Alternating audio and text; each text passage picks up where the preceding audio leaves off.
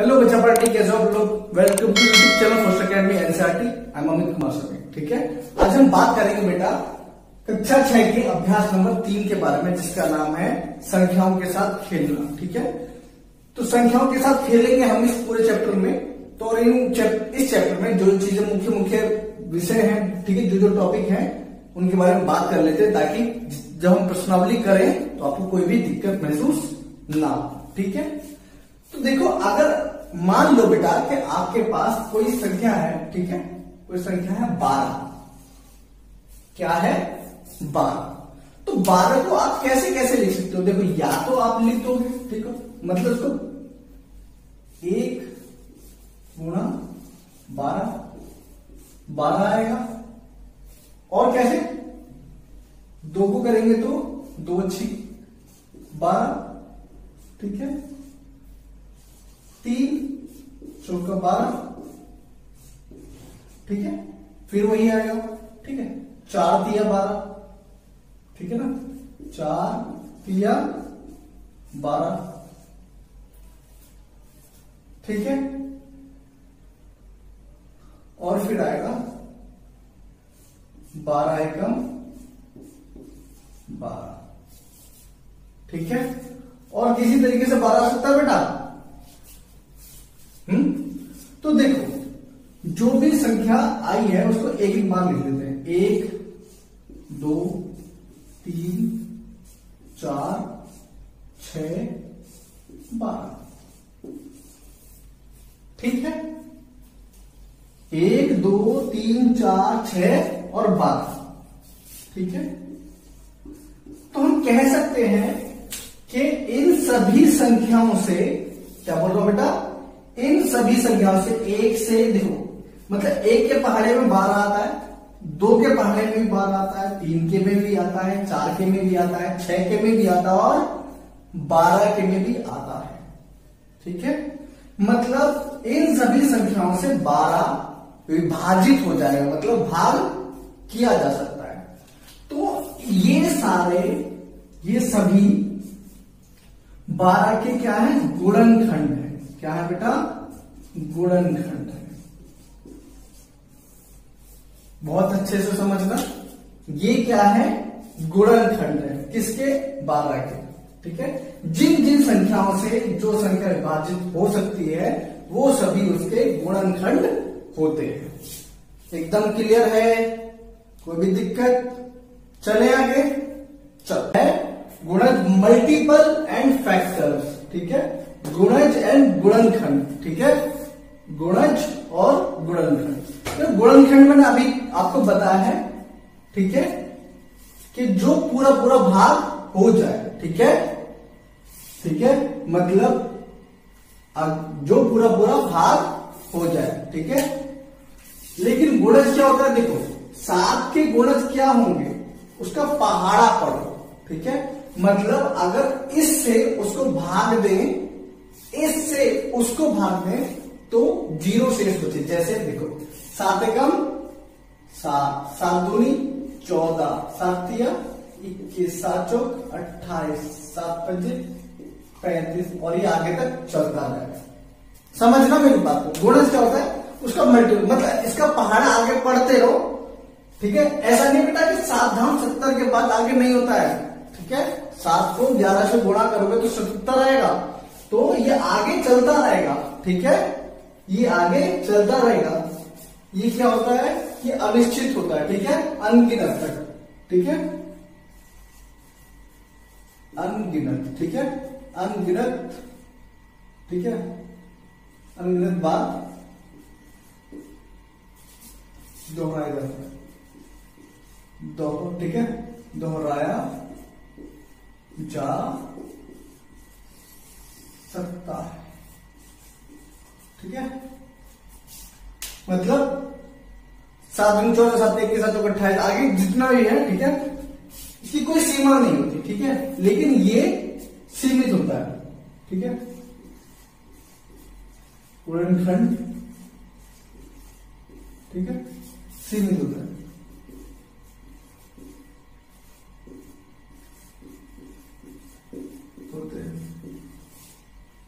अभी मैंने दिखाया था 6 का देख लेते हैं भाई। 6 किसके पहाड़े में आएगा? 1 के पहाड़े में आएगा, 2 के पहाड़े में आएगा, 3 के पहाड़े में आएगा, 6 के पहाड़े में आएगा, बस। ठीक है, तो ये क्या है, कुछ ही होंगे इसके। ठीक है, ये सीमित होता है। ठीक है, दूसरी बात, पहली बात तो हो गई। दूसरा पॉइंट है एक सभी का गुणनखंड होता है। खंड होता है। क्या बोल रहा हूं बेटा जी? एक सभी का गुणनखंड होता है। तीसरी बात, ठीक है, तीसरी बात क्या बेटा कि देखो जो गुणनखंड होता है,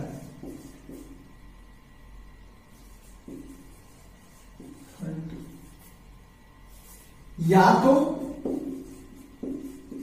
बराबर होगा,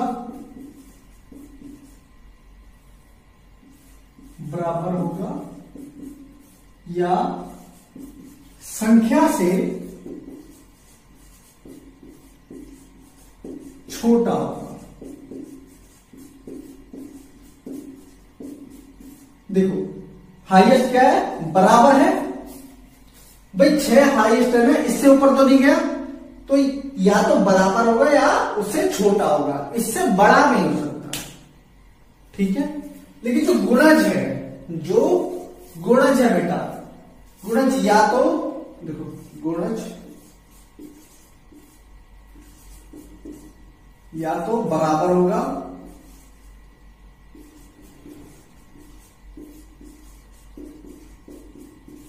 या संख्या से बड़ा होगा। ठीक है, ये छोटा नहीं हो, देखो संख्या है, इससे बढ़ रहा है, घटेगा नहीं बेटा। ठीक है, इससे कम गुणज नहीं हो सकता। तो ये कुछ बातें थी जो गुणज और गुणनखंड में देखी गई बेटा। ठीक है, पहली क्या बात देखी गई कि जो गुणनखंड है वो सीमित होते हैं। ठीक है, 2, 4, 6, 8, 10, 20, 24, 50, 60 जो भी है, लेकिन लिमिटेड होंगे। ठीक है, सीमा होगी उनकी, कोई उनको गिना जा सकता है। ठीक है, लेकिन जो गुणज है उनकी कोई सीमा नहीं होती है, वो आगे बढ़ते ही रहेंगे। ठीक है, वो आगे बढ़ते रहेंगे, पहली बात। दूसरी बात है, ठीक है, कि एक सभी का गुणनखंड होता है, एक सभी का गुणनखंड आता है, क्योंकि ठीक है, एक से सब भाग हो सकते हैं। ठीक है, तीसरी बात है कि गुणनखंड या तो बराबर होगा या छोटा होगा। गुणनखंड या तो बराबर होगा या छोटा होगा, और गुणज या तो बराबर होगा या बड़ा होगा। ठीक है, इसको नोट कर लो, फिर आगे चलते हैं। चले, चलो देखो बेटा, इसके बाद आता है संपूर्ण संख्या। क्या बात आती है? संपूर्ण संख्या।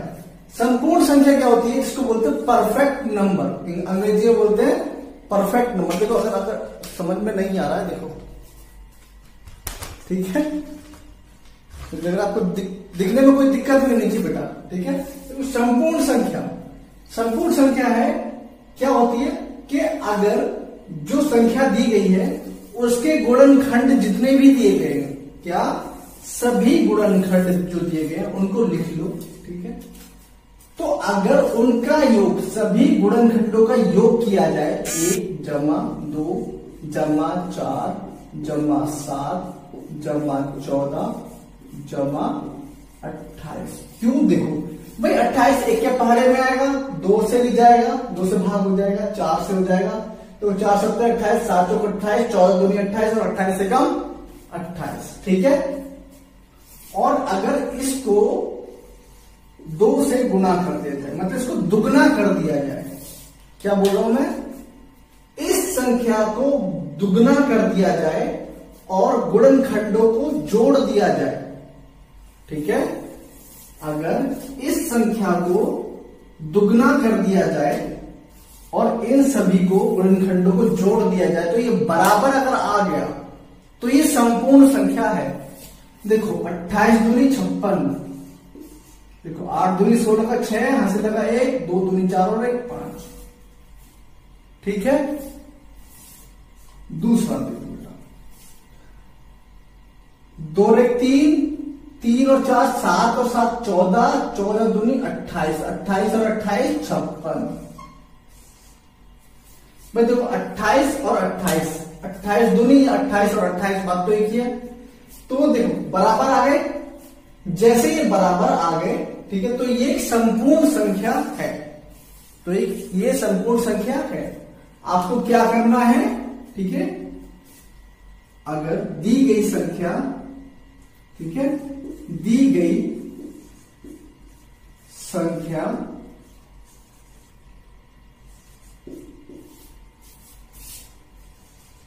का 2 गुना, ठीक है, 2 गुना यदि दी गई संख्या का 2 गुना यदि उसके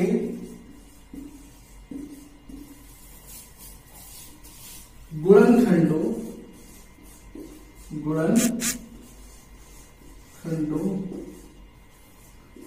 के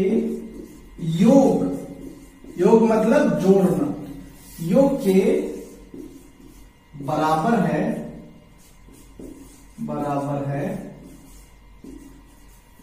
तो वह संख्या संपूर्ण संख्या होगी। क्या होगी बेटा? संपूर्ण संख्या होगी।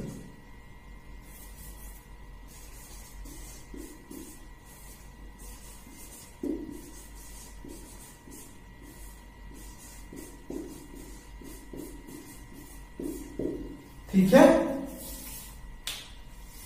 संपूर्ण संख्या क्या होती है बेटा? कि जब दी गई संख्या का 2 गुना उसके सभी गुणनखंडों के योग के बराबर है तो वह संख्या संपूर्ण संख्या होगी।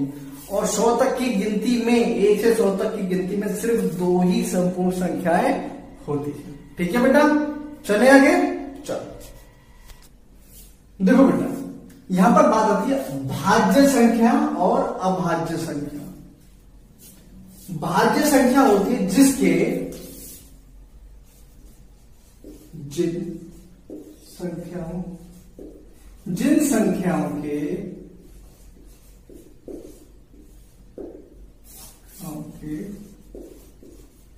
दो से अधिक, क्या बोल रहा हूं मैं, 2 से अधिक गुणनखंड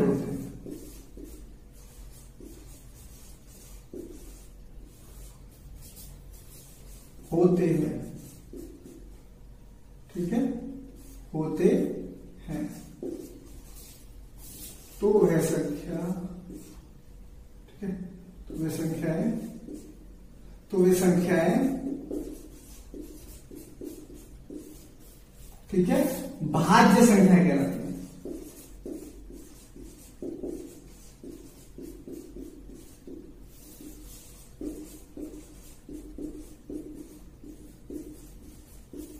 ठीक है बेटा, तो वह संख्या भाज्य संख्या कहलाती है। जैसे 2 से अधिक गुणनखंड का मतलब 2 से ज्यादा टेबल में आता हो। ठीक है, देखो अगर मैं बात करूं 6, बार बार हम 6 ही ले रहे हैं, लेकिन देखो 6 1 के पहाड़े में आएगा, 2 के पहाड़े में भी आएगा, 3 के पहाड़े में भी आएगा और 6 के पहाड़े में भी आएगा। 2 से ज्यादा हो गया ना। ठीक है, 4 है, ठीक है, 1 के पहाड़े में आएगा, 2 के पहाड़े में आएगा और 4 के पहाड़े में आएगा। ठीक है, कुछ भी ले लो। ठीक है, तो ये क्या है? ये भाज्य संख्या है। ये है भाज्य संख्या। अब भाज्य संख्या क्या होती है? ठीक है, जो संख्याएं या फिर जिन संख्याओं के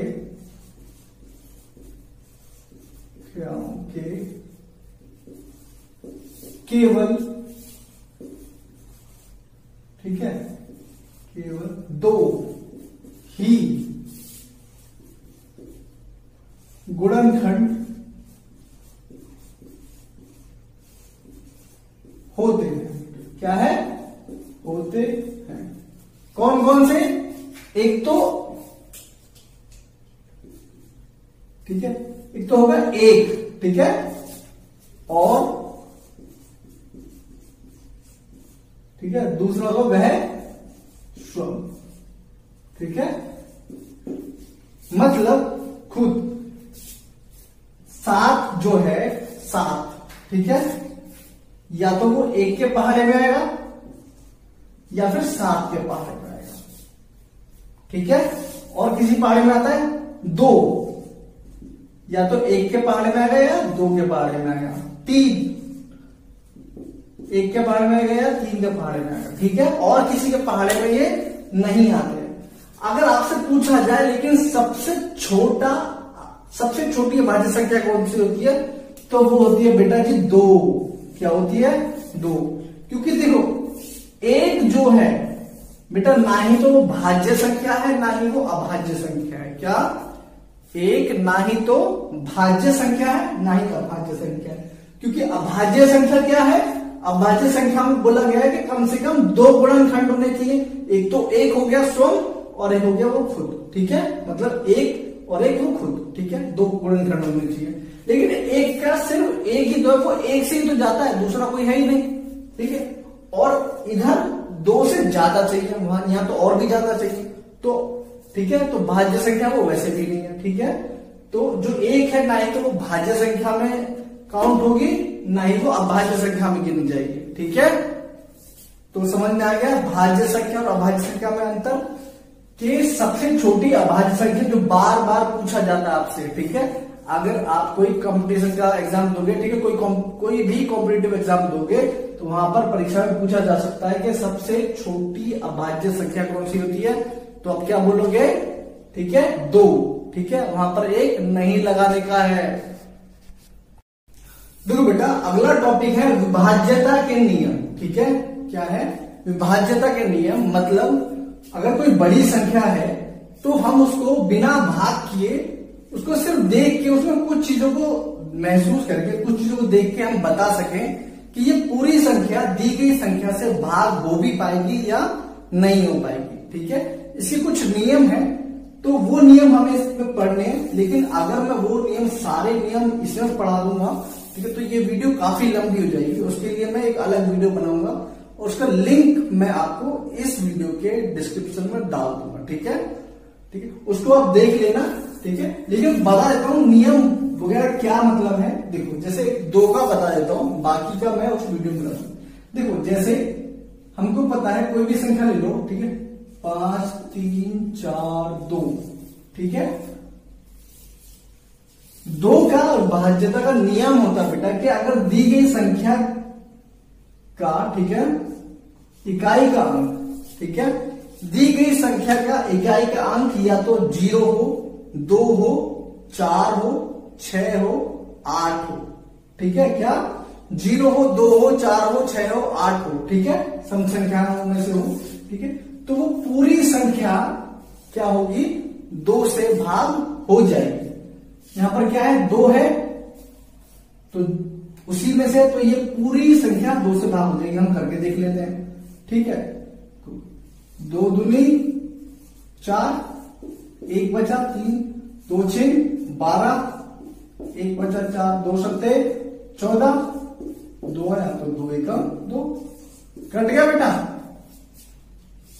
कितनी भी बड़ी संख्या हो, अगर अंत में उसके, ठीक है, इकाई के अंक में 0 हो, 2 हो, 4 हो, 6 हो, 8 हो, ठीक है, तो वो पूरी संख्या, ठीक है, 2 से भाग हो जाएगी, ठीक है। तो ये नियम है और इसके लिए मैंने पूरी एक वीडियो अलग बना रखी है। आप उसको लिंक, ठीक है, नीचे जाओगे वीडियो में तो नीचे डिस्क्रिप्शन बॉक्स में आपको मिल जाएगी, ठीक है। और आई बटन पे क्लिक करोगे तो भी मिल जाएगी। अगर यहाँ पर आई बटन पे अगर आपको वीडियो मिल रही हो तो देख लेना, ठीक है। चलो आगे चले। हाँ तो बेटा अगला टॉपिक आता है सह अभाज्य संख्या। क्या? सह अभाज्य संख्या। सह अभाज्य संख्या वो होती है जिनके गुणनखंडों में, गुणनखंड मतलब देखो, गुणनखंड आपको बताइए क्या होता है, ठीक है। 2 का अगर हम गुणनखंड करेंगे तो 2 किस किस के पहाड़े में आता है? एक तो 1 के पहाड़े में आएगा और एक 2 के पहाड़े में आएगा, तो ये दोनों इसके गुणनखंड हो गए, ठीक है। 3 किस किस के पहाड़े में आता है? 1 के पहाड़े में आता है और 3 के पहाड़े में आता है, तो ये दोनों इसके गुणनखंड हो गए। तो जब 2 संख्याओं के गुणनखंडों में सिर्फ एक समान हो, क्या? एक समान हो, तो वो दोनों संख्याएं सह अभाज्य संख्याएं कहलाती है। ठीक है, बाई चांस 5 ले लो और 7 ले लो। ठीक, क्या ये दोनों सह अभाज्य संख्याएं हैं? हाँ है। क्यों? क्योंकि 5 का होगा क्या, 1 और 5 दो के बाहर इन दोनों में आती है। 7 क्या होगा, 1 और 7, तो इन दोनों में एक समान है, तो ये दोनों संख्याएं इसीलिए सह अभाज्य संख्याएं कहलाएंगी। ठीक है, समझ में आ गया? कोई भी दिक्कत हो तो मुझे कमेंट सेक्शन में पूछ सकते हो। समझ में आ गया बेटा? अब देखो बेटा, अगला टॉपिक आता है अभाज्य गुणनखंड। देखो अभाज्य गुणनखंड दो शब्दों से मिलकर बना है, अभाज्य और गुणनखंड। अभाज्य संख्या क्या होती है बेटा? अभाज्य संख्या होती है या तो जो एक के पहाड़े में है या खुद के पहाड़े में है। ऐसी संख्या जो या तो एक के पहाड़े में आए या खुद के पहाड़े में आए। ठीक है, दूसरा गुणनखंड। ठीक है, इसको मैं ऐसे ले लेता हूं अभी। गुणनखंड होता है बेटा कि देखो, अगर मान के चलो आप यहां पर 60 है, क्या है, 60 है, 60 तो ज्यादा हो जाएगा, चलो एक हम 12 ले लेते हैं। ठीक है, ज्यादा बड़ा हो जाता हो। ठीक है, 12 को हम कैसे कैसे लिख सकते हैं? देखो, या तो 1 12, ठीक है, 2 के 12, ठीक है, 3 चौक 12, ठीक है, 4 या 12, ठीक है, उसके बाद 6 वही चीज आ रही है। ठीक है, और 12 एक 12, मतलब कुल मिला के इसके जो गुणनखंड हुए वो क्या हुए बेटा? 1 2 3 4 6 12, ये इसके गुणनखंड हुए। ठीक है, लेकिन इसमें आपने देखा होगा कि कुछ भाज्य भी संख्या है, कुछ अभाज्य संख्या है, लेकिन हमको जो गुणनखंड निकालना है उसमें अभाज्य संख्या ही रहेगी। जैसे मान लो ये है 6, ठीक है, या फिर 60 मान लो, यहां पर 60 मान लो। ठीक है, 60 को हम कैसे कैसे लिख सकते हैं? एक तो लिख सकते हैं हम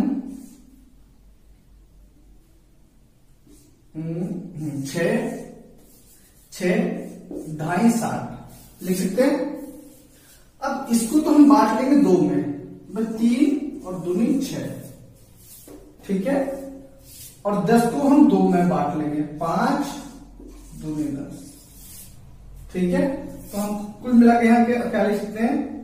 देखो 60 बराबर यहां लिखेंगे हम 3 गुणा 2 गुणा 5 गुणा 2, मतलब देखो 60 तो लिखा हमने, लेकिन क्या किया हमने उसको, ठीक है, सिर्फ अभाज्य संख्या लिए, 2 5 10 2 20 किया 60, ठीक है।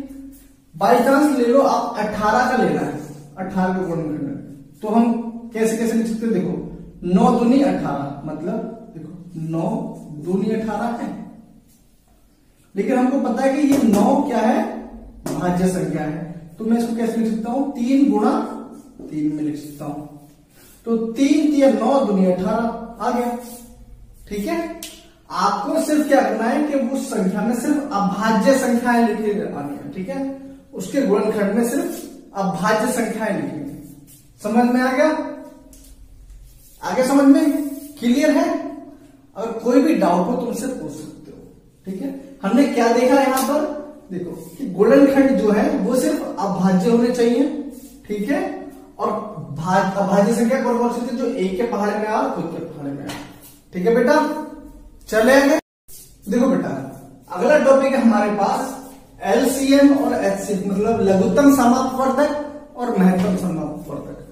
देखो बेटा, एलसीएम में क्यों, मैं अंग्रेजी में भी क्यों बता रहा हूं? देखो मल्टीपल, मल्टीपल मतलब होता है गुणज, ठीक है, मतलब देखो आपके पास बाई चांस 3 संख्या है, ठीक है, 2 है 3 है और 4 है। क्या है?